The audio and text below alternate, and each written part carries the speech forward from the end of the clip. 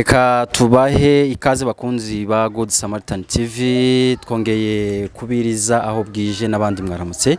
Aka kanya rero nkuko mubibona turi kumwe n'umugabo iruhande rwa kamera, tugiye kumubaza biratatu hanyuma adusobanurira igikorwa turimo n'ibyo tugiye gukurikiza, hanyuma dukomeze n'ikiganiro cyacu. Wenda yatangira twibwira n'icyo akora muri God Samaritan kugira ngo dukomeze ikiganiro. Murakoze cyane abanyamakuru bacu. Hanyuma je banyita Muhoza Auguste, ndi comptable wa Good Samaritan. Hanyuma igikorwa dufite uno munsi ni igikorwa tugiye gufasha abapfakazi 10. Hari ibintu muri kubona tubashiriye amafu, amavuta, amasabune, nibyo tugiye muno munsi. Yego, nkuko bisanzwe n'ubundi abantu benshi bazi Good Samaritan nk'umuryango ufasha imfubyi n'abapfakazi ndetse n'abandi batishoboye muri rusange. Uyu munsi rero aya mafu tureba n'andi makarito tureba inyuma twerekeje he agiye gufasha abantu bameze gute nko kwavuze nyine nk'imfubyi n'abapfakazi? Urakoze cyane. Uyu munsi twerekeje mu karere ka Kayole, tugiye gufasha nyine abo bapfakazi. Hanyuma umuntu uri kutujana cyangwa umuntu waduhaye abo bantu ni Bishop Wanjara, niwe tugiye kureba ni Kayole niho bibera. Yego, ndakeka twakomeza inzira ya Kayole. Abakunzi ba Good Samaritan TV turakomeza tubane namwe kugeza wenda ku musozo w'iki gikorwa. Ubu ngubu turahagurutse hano Kasarani Mwiki, tugiye Kayole gusura abapfakazi ndetse n'imfubyi. Reka dukomeze rero tubane namwe muri uru rugenzi kugeza tugezeyo dushoje n'igikorwa. Murakoze cyane.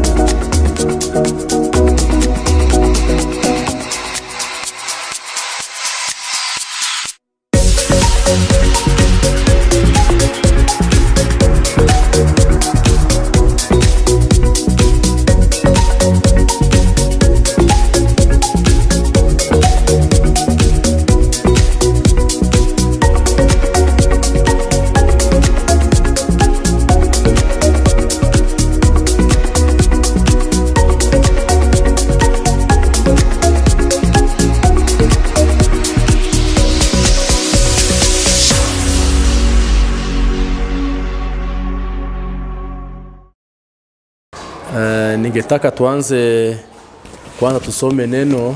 We want to begin by reading the word. Ambayo tutaona kwa kitabu ya James. We are going to read in the book of James. 1:27.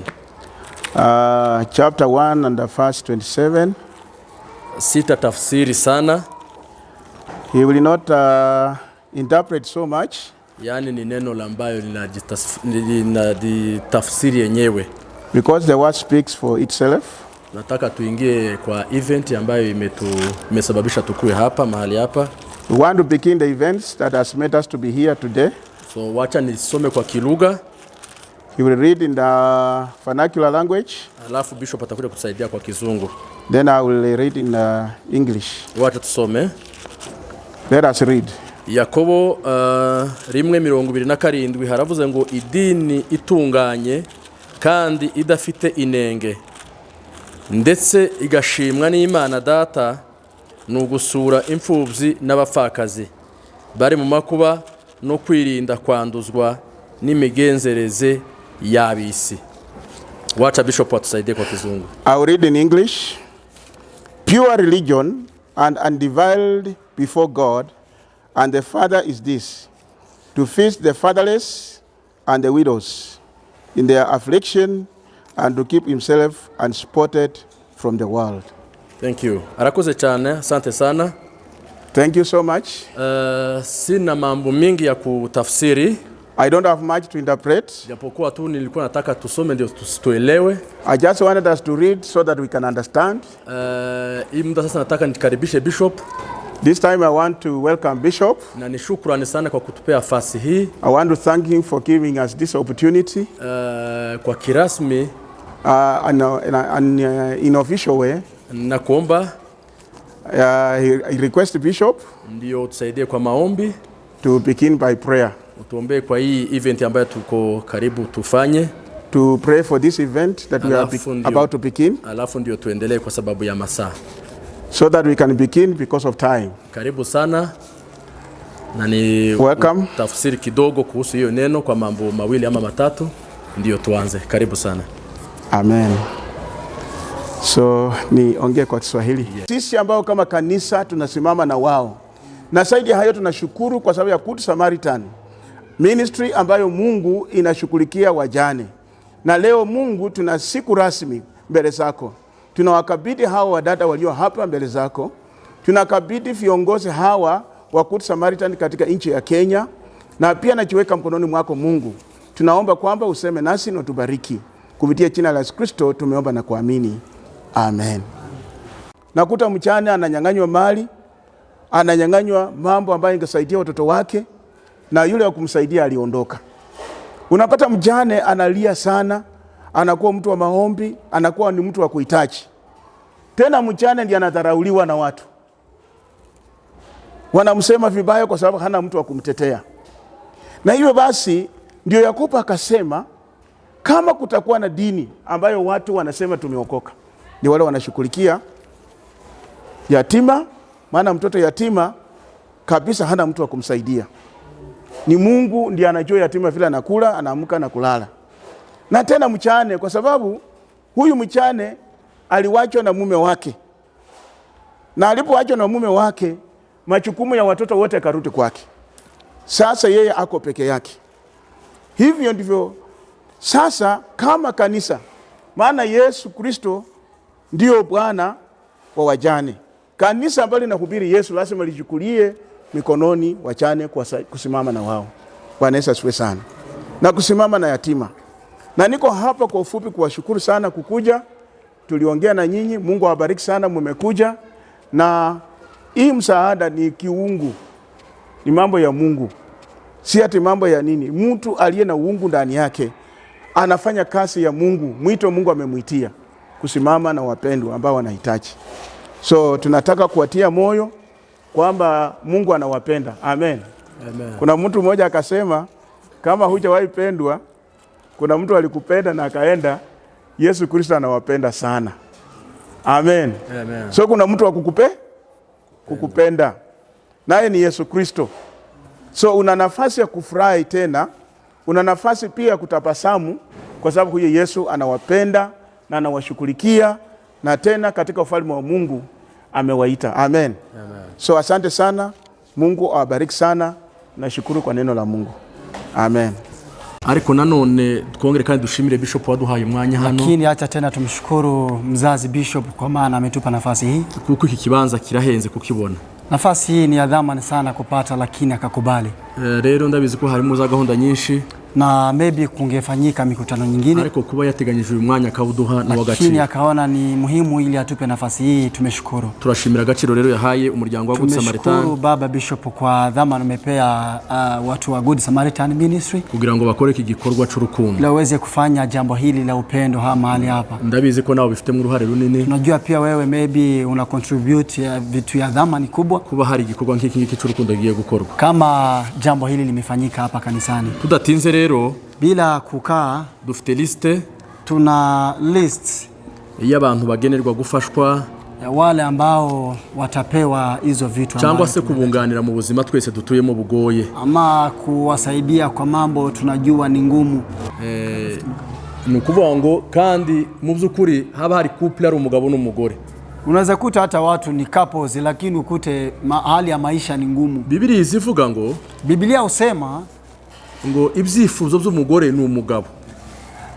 Tumaini ya binti ama mwanamke ni mume.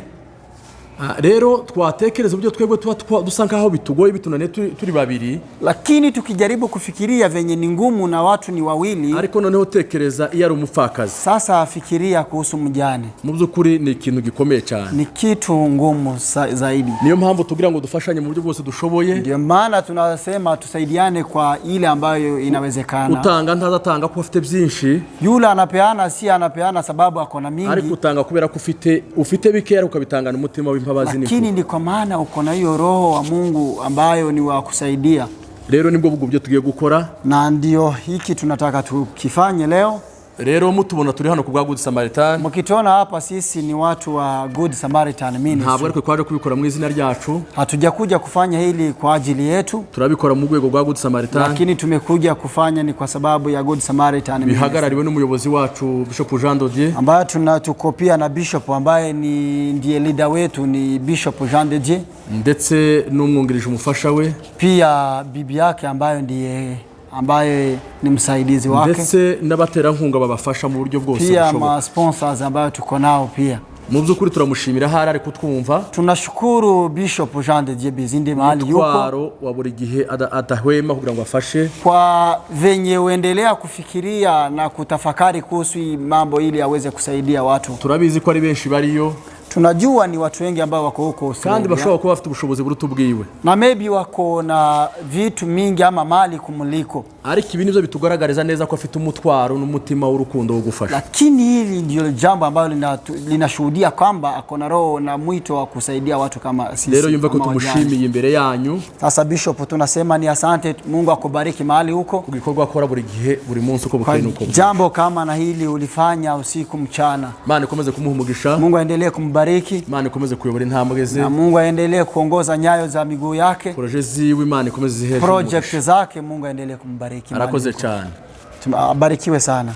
Rero uyu munsi wateganyijwe gufasha muri area ya Kayole. Leo imekusudiwa watu wasaidiwe ni wao ku Kayole. Ngira ngo mwabonye bagenzi bacu bari hariya. Nadhani mumeona marafiki ambao tumekuja na wao. Bara n'abayobozi dukorana muri board. Hao ni ma leaders uwo tuza guhamagara. Maana yule ambaye tutakuja kumuita araza gushikirizwa ibintu agenewe. Atakuja kupewa lile ambayo ametengewa. Banamufotore. Pia apigwe picha.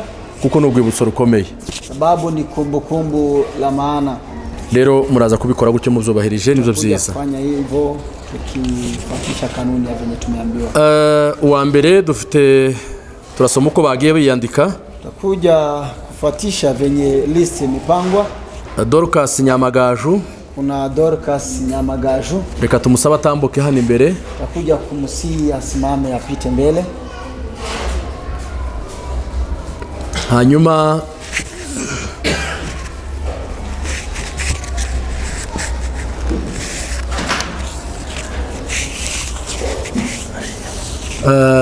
hanyuma tuze gusaba bamushikirize ibyo bamugeneye.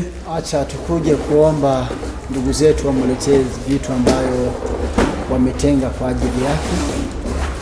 mubanza mugafata ibyo bisa n'ibiremereye noneho mukaza ku reka bamushikirize ifu. Acha walete unga. Muitereke hasi, Bishop araza kuibashikiriza. Wacha tumsi Bishop, tunataka tu ikiwe ni saini ya kuwakabiza. Bazane na mafuta. Acha watuletee pia mafuta. Ni sabuni. Pia sabuni. Reka abibashikirize babafata ifoto. Atusaidie kumpea hizi vitu wakipigwa picha. Simama tu. Kwa niaba ya Bishop Candidate nachukua jukumu hii kukabidhi Dorcas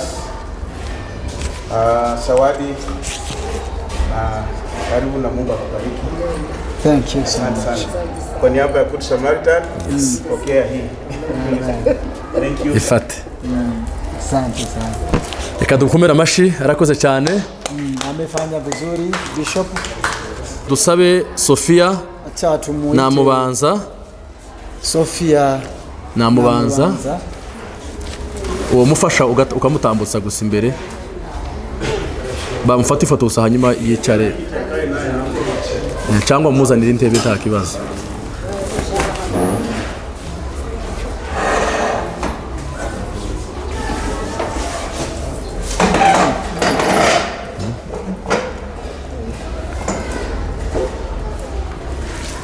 Nanone Muhoza hahagaze. Acha tumusihi rafiki wetu Muhoza. Nanone bise kubimugereza ku ruhande ndio aweze kumkabidhi vitu zake. Ndagira ngo rero acha tuendelee. Tumushimire umubyeyi wacu, tukimshukuru mzazi wetu. N'inkunga yakugenewe. Hii ni yako imetengwa. Ni uburyo butoya ariko bw'urukundo. Unaona ni vitu kidogo lakini yenye upendo. Imana iguha umugisha mwinshi. Mungu akubariki sana. Reka none dusabe Nyamurorwa Chantal. Acha tumuite Nyamurorwa Chantal. Atambuke. Pia aweze kupita mbele. Nanone tuze gusaba Evangeliste Maneza. Acha tumusi Evangeliste Maneza. Nawe atambuke. Aweze kupita pia. Tambuka. Apite mbele aweze kumkabidhi. Wafata ifoto. Apigwa picha. Hanyuma nanone tuze gusaba Nyamahoro Nyatutsi. Acha pia tutakuja kusi sister Nyamahoro Nyatutsi. Atambuke, rakoze cyane. Mzazi wetu akipita mbele pia.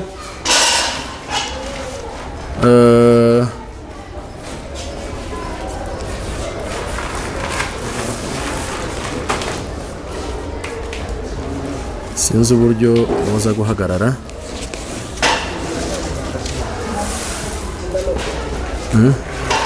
Yabaze kubipanga hari ukuntu bipanga.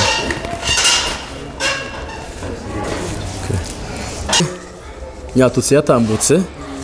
Reka dusabe Milis Nyankowa. Tumuite Millicent Nyankowa. Apite mbele ndio wa Millicent Nyankowa pia.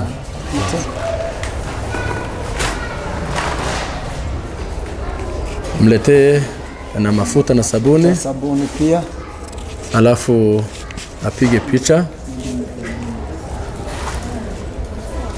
Mahoza akisaidiana naye kupiga picha. Acha mpige picha.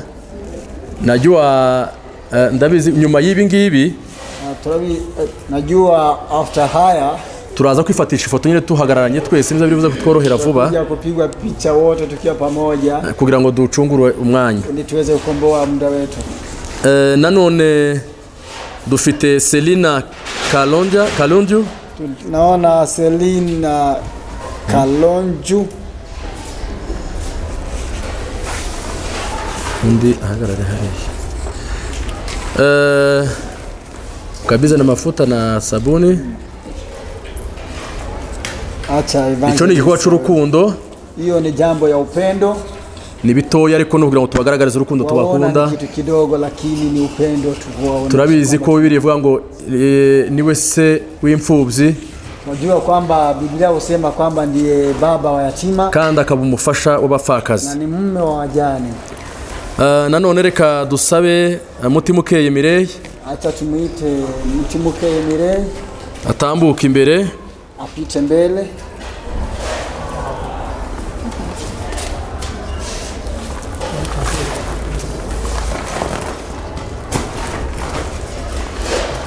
turabashimira uburyo mukomeje kwihanganira mu buryo butaba bworoshe bw'ubupfakazi, na tukiendelea kushukuru kwa namna mnaendelea kuvumilia japo izo zose turabizi ko mubikesha uko mwamenye Imana, lakini tunajua kwamba ni kwa sababu mmemjua. cyo ni igikorwa gitoya ariko ni cy'urukundo, jambo rahisi lakini ni tendo la upendo. dushimira abayobozi bakomeje kubitekereza, na tukiendelea kushukuru viongozi ambao wamefikiria haya. Reka dusabe nanone Consistana Tenya, acha tumuombe Consistana Tenya yotambuka, nashaka nubwo yotambuka imbere nta kibazo kuko bafotowe uswate hariya.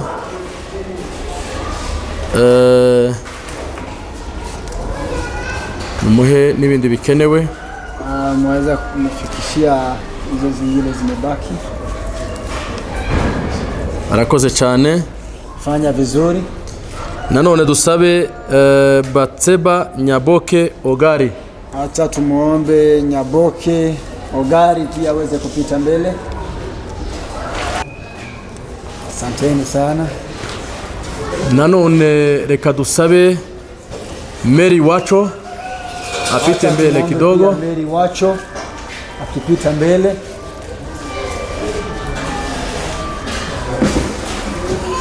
Wacho apite mbele kidogo. Mary Wacho akipita mbele. Wacha tumusi Reverend Eric. Acha tumusi Reverend Eric amukabize amuhe ibyo bintu. Uwo mukecuru umubyeyi uri iruhande rwawe, Imana ikomeze kurinde kandi gufashe. Mungu aendelee kukulinda na kusaidie. Icyo nicyo cyerekana umurimo w'intumwa no gusangira ibyabo.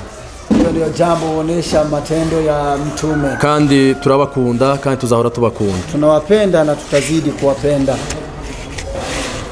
Hanyuma rero turasa nkaho turangije igikorwa cyo gutanga impano. Alafu ni kama tumetamatisha tendo hili la kupeana zawadi. Dusigaje ibikorwa bigera nko muri 2 cyangwa 3. Tunabakisha vitu kama 2. Icyambere ni ukwifotoza bitewe no kuduhagaze.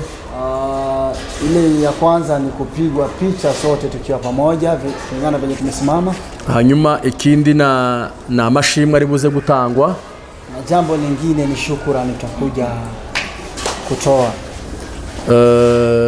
Hanyuma ndumva ibyo nibyo bikorwa biri buze gukorwa. Nafikiri hayo ndio yatakuja kufanywa baadaye. Ariko mbere yo kugira ngo tukomeze na kabla tuendelee, twegereje bagenzi bacu bageze none aha ngaha. Karibisha ndugu zetu ambao wamefika sahihi. Ndabizi ko kuva aho mutuye naha ntabwo ari hafi. Unajua mahali umetoka ni mbali, ili muweze kufika mahali hapa. Nico cyatumye musa nkaho mukerererwaho buke. Maana imefanya mkachelewa kiasi. Ariko nanone turabiyegereje. Lakini pamoja na hayo tunawakaribisha.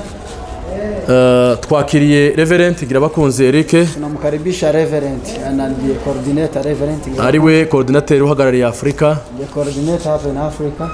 Turakwakiriye cyane. Tunawakaribisha. Imana iguhe umugisha. Mungu akubariki. Kuba turi kumwe nawe. Kwa pamoja nawe. Ndabizi ko ari kubihangura bigakorwa. Najua ungeyaruhusu yafanyike. Kubera ko mwagemo decentraliza ubuyobozi. Kulingana na venye umetenga branches. Ariko nanone kukubona muri uyu mwanya no wagaciro. Lakini kwa pamoja nawe hapa ni kitu ya dhambi. Tuguhaye kaze rero kuba wamanutse ukaza kureba ibikorwa byabikorwa hano. Umeweza kuja uweze kuona mambo yanaendelea. Imana iguhe umugisha. Mungu akubariki. Reka haguruke gusa bukeya komera Imana yacu amashimeshi. Urakoze cyane. Rero ndagira ngo dusabe tuze gukoresha umwanya wacu neza. Tunaomba reka dusabe Revera hanyuma avuga ijambo ry'uyu munsi. Magize imbogamizi z'amamodokari. We had a jam along the way, bituma tuza gukereza, and that's why we arrived a little bit late. Ariko tuhageze si twaburi cyo tuva mu dushima Imana. Now that we are here, first we want to thank the Lord. Imana gujire habwe cyubahiro. Praise be the name of the Lord. Ijambo rya mbere, the first word, reka dusimire askofu. Want to thank the bishop kugira ngo tugume dutera imbere ni ukuboko kwiwe Imana mwijiri mu umugisha. In order for us to proceed, it was his hand, and we pray that God will bless him Yava mightily. hasi kugira ngo dukubitire Imana. Ask him to stand up as we clap for Bishop. We'll ask him to stand up and as we clap. Ni umugabo w'Imana, He's a man of God. ni umugabo dukorana hafi. He's been a mentor working together.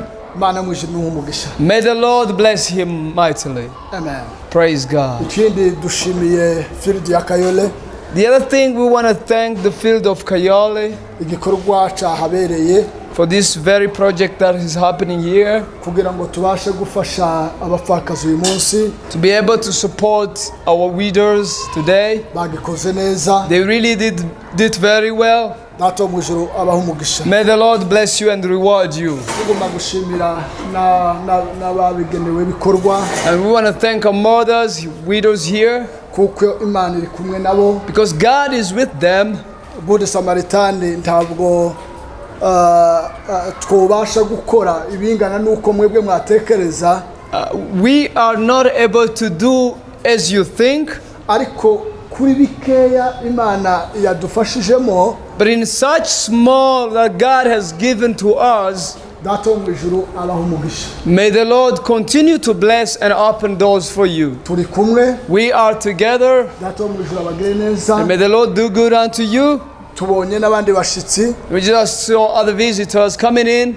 Uyu mukobwa baramubwiye ariko siturabonana. Our sister here, Imana mu ijuru abaha umugisha. God bless you. Dushimira abanyamuryango bose ba Good Samaritan Ministries. I want to thank all the members of Good Samaritan Ministries. Turabona umuyobozi kuva Kitegera You can see our leader from Kitengela. dukubitira Imana yacu Clap amashi. for the Lord. Imana mu ijuru iguha umugisha. God bless you, brother. Reka turebe sekretari nave hasi. Together with the secretary. Reka dukubitira Imana yacu God bless amashi. you. Reka turebe ushinzwe affaires sociales nawe nave hasi. The one in social affairs. God bless you. Data wo mu ijuru aguha umugisha.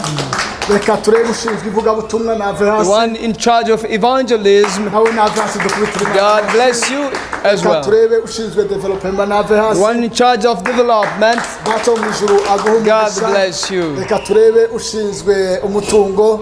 The accountant, the one who is in charge of that. God bless him as well. Reka turebe abanyamakuru bacu n'abatekinisiye bacu. Technician on media. Reba ko murabona bamerewe neza. Really look awesome.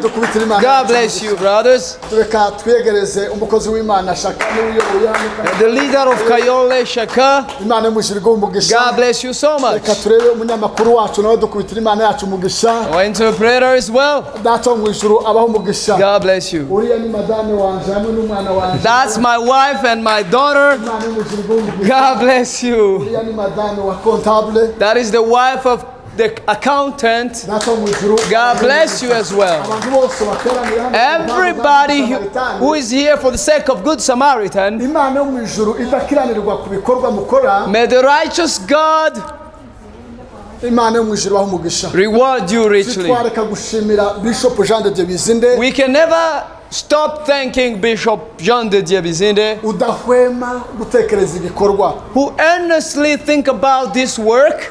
Kino gikorwa ni ukirangaje imbere. He is the leader of this very work that we are doing. Imana idakiranirwa. May the righteous God, Hamwe na madame we Mutesi Solange. together with his wife Mutesi Solange, Imana ya Israel ibaho umugisha. may the Lord bless them. Murakoze cyane. Thank you so much. Imana ibaho umugisha. God bless you. ubundi ni muri ka kazi katoroshe n'ubundi ka Good Samaritan Ministry n'ubundi ko gukomeza gufasha abantu ubu noneho twegereye bamwe mu bari bahagarariye iki gikorwa cabaye uyu munsi cabereye mu gace ka Kayole. Hanyuma rero mbere n'ubundi ko twinjira mu kiganiro nyacu, reka tubanze tubakire n'ubundi bipresente ni barangiza n'ubundi batwinjiza mu kiganiro nyacu. Tubahaye ikaze. Murakoze cyane. Ku mazina nitwa Shaka Mugeyo Elias, nkaba ndi field officer wa Kayole na Umoja. Murakoze cyane.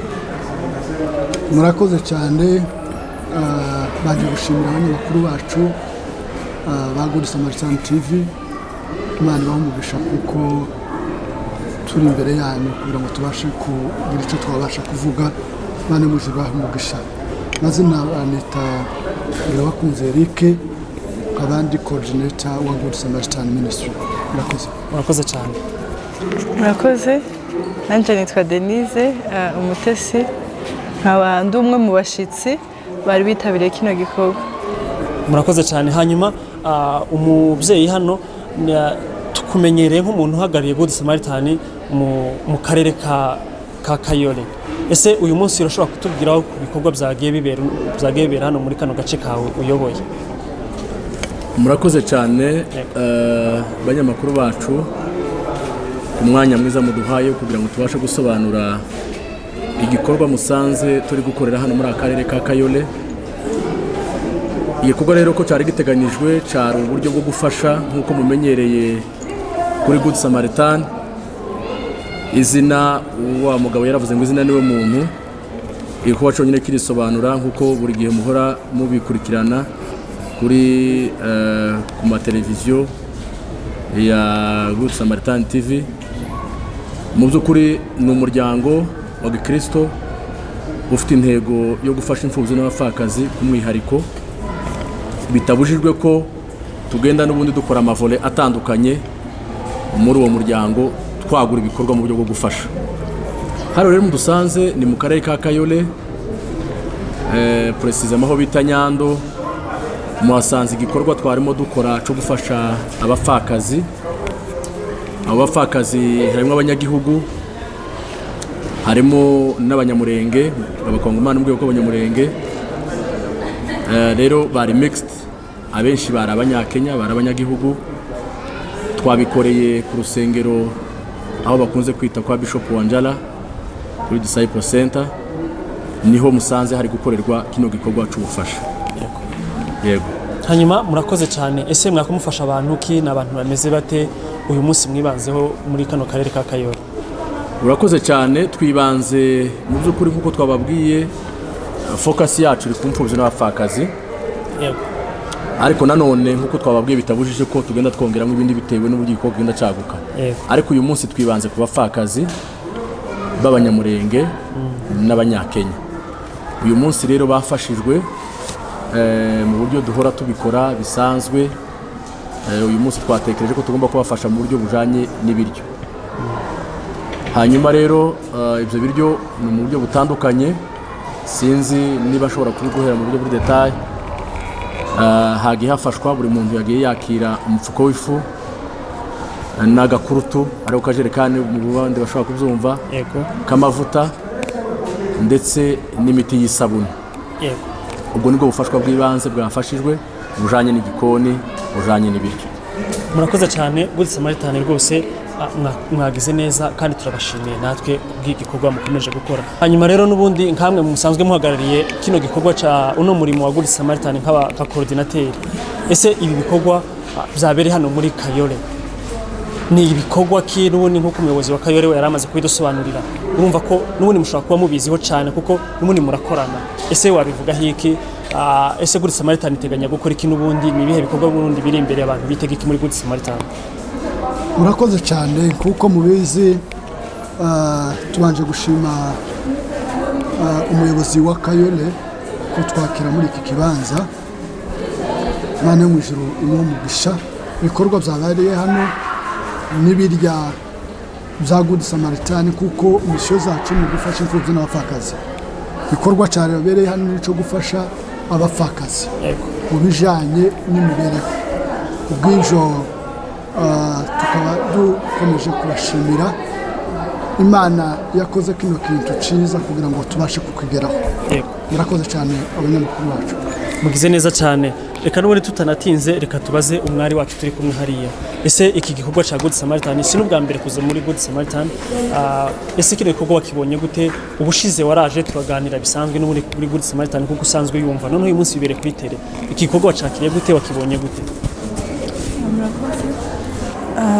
Benambe reka mbanze mbashimire kubera ko muduhaye no mwanya kugira ngo tubashe kubagezaho cyangwa se tubabwire feelings zacu dufite muri no mwanya. Hama rero ngarutse ku kibazo wambajije, igikorwa twakibonye neza kubera yuko cyabaye cyiza, abantu bafashijwe. So ndumva ni byiza gufasha, ni byiza kuko ngo ukuboko gutanga guhora hejuru kurusha kwa kundi kwakira. So byari byiza abantu bishimye kubera yuko babashe kubona ibyo barya, kandi ntekereza yuko umuntu ashonje nta kindi kintu na kimwe yokora. Biminize ko icambere ari ukuha ari ukurya, nawe utariye ntibasha gushutinga the video. So biminize rero ikintu Good Samaritan yakoze nico cyari ibanze, cyari ikorwa cyiza kugira ngo bashe guha abantu ibyo barya, kugira ngo bashe gukomeza ubuzima bwabo bwa buri munsi. So byanshimishije cyane kubana nabo uyu munsi, nanakomeza kubashimira nababwira ngo bakomereze aho ngaho, Imana ikomeze bashigikire. Nziza cyane. Bize neza cyane. Hanyuma nkawe uherutse kwegukana ikamba rya nyampinga uhagarariye imico suko, ese niki kintu ushobora gukangurira n'abandi bantu n'ubundi, kuko mu muco no gufasha birimo, ese niki kintu ushobora gukangurira n'abandi wenda batabaye muri no event uyu munsi? Okay, cyo bakangurira ni ugufasha, bakagira umutima wo gufasha, kubera ko always abantu benshi bazatekereza ko gufasha bisaba ko ufite ibintu byinshi birenze, cyangwa se kuba ari uko wahaze, cyangwa se wabaye successful mu bintu byose. Ariko muri short message nababwira ngo ntago ariko bimeze, kubera ko even ushobora kuba ufite n'imyenda ibiri ugaha umuntu umwe ugasigara n'undi, nabyo birashoboka, cyangwa ukaba ufite urukweto rumwe ukarutanga, bibaho. So minize ko gufasha rero nta muntu umwe udakwiye utakagombye gufasha. Buri wese babibaza ngo buri wese n'urumba ari rumwe ba mugenzi we, biminize nyine buri wese ni ukuboko kuwundi. Rero icyo nobabwira bafashanye, bagira umutima wo gufasha, ntutekereze ko uzafasha umuntu kubera ko ufite byinshi cyane, cyangwa uzafasha umuntu kubera ko wujuje amazu ufite ikintu. Even n'uyu munsi wafasha kubera ko hari undi ukeneye cya kindi kintu ufite nyine. Dusharinge bike, nzane bike mfite, uzane bike ufite, n'undi azane bike afite, na Good Samaritan izane bike ifite, twese dushire hamwe kugira ngo tubashe gufasha ababaye nyine. Bize neza cyane. Reka n'ubundi tugaruke ku mushumba n'ubundi, wenda ari ijambo ufite n'ubundi ntiryobora, utuza ko ufite ijambo n'ubundi ugenera abantu ndetse n'abanyamuryango muri rusange, hanyuma no turaza gusoreza ku mubyeyi anashima n'ubundi kubera ko twamusanze iwe muri ofisi yiwe. Murakoze cyane abanyamakuru beza ba Good Samaritan TV. Ijambo rya nyuma navuga ni ugushima, maze agashima Imana yatugiriye neza kuri uyu munsi, tukaba twabonye ibintu dushobora gufasha abapfakazi. Mwabonye ukuntu byari bimeze, bari bishimye, hari abagaragaje amarira kubera ko nta bushobozi bari bafite, ariko Imana iradufasha, tukaba twaje no kuri field ya Kayole gusapotinga abapfakazi ingero zose, namwe babibonye. Icyo twareka gushima Imana. Cya kabiri ni ugushimira umuyobozi wacu udahwema Bishop Jean de Bizinde, hamwe na madamu we Mutesi Solange, gufatikanya n'imbaraga kugira ngo tubashe gufasha. Nibo baturangaje imbere, nibo biruka hirya no hino badushakira abaterankunga kugira ngo tubashe gukora ibikorwa nk'ibi. Twareka kumushimira. Imana yo mu ijuru imuha umugisha, n'abandi bose batekereza kugira icyo babasha gukora kuri Good Samaritan. Turabakangurira kugira ngo bagume bafashe visionnaire wa Good Samaritan kugira ngo tubashe gushika ku bandi nabo bashonje kimwe n'abangaba twafashije uyu munsi. Ikindi tutoreka gushimira, turashimira itorero rya Emmanuel Pentecostal Church riri muri Australia riyobowe na Bernard Kayira. Abo nabo bagize uruhare muri iki gikorwa, bakomerezeho.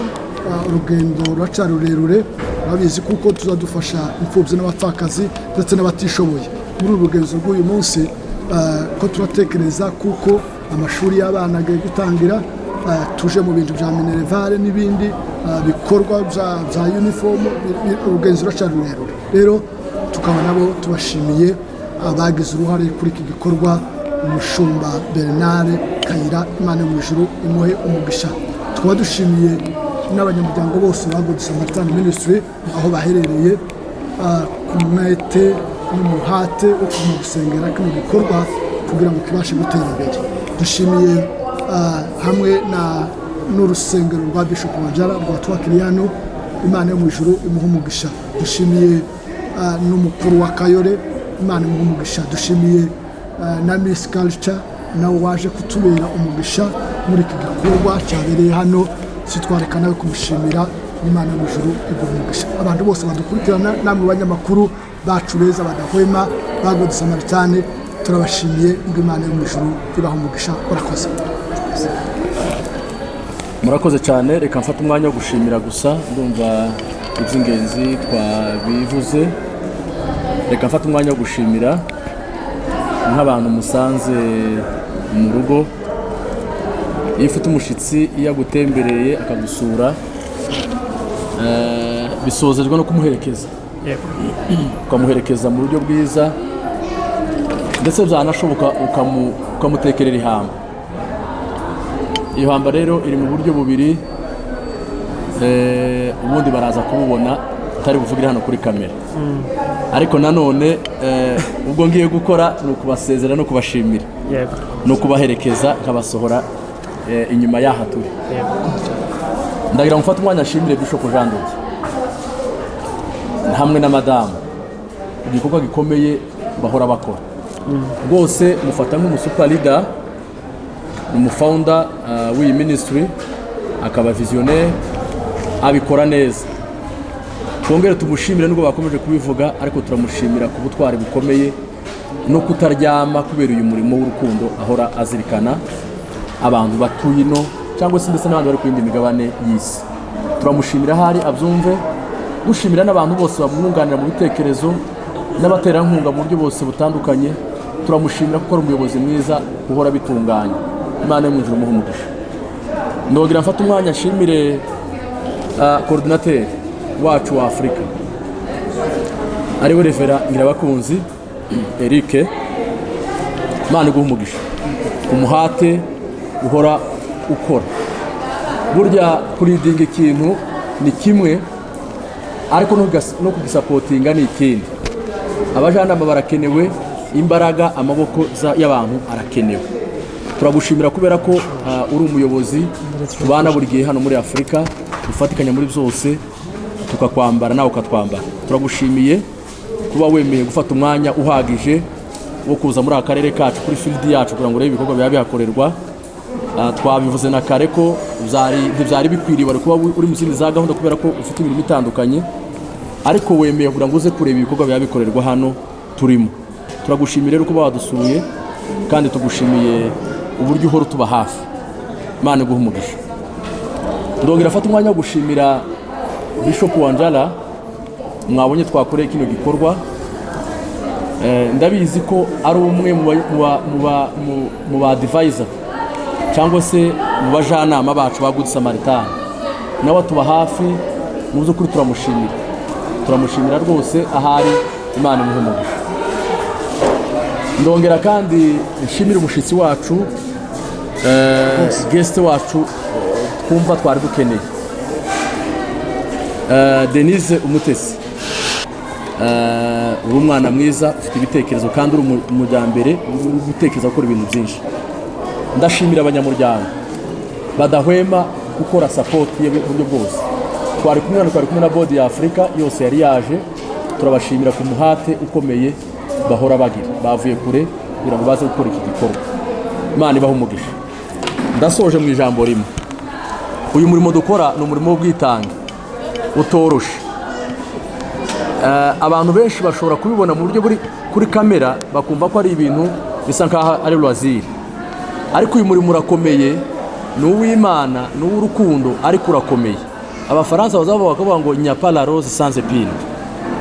Nta gihe cyose ushobora kuzabona iwa cyangwa flower itari hiwa, ariko ntibizatuma iwa ryitwa iwa kubera ko ririho ririyaho. Bivuga iki?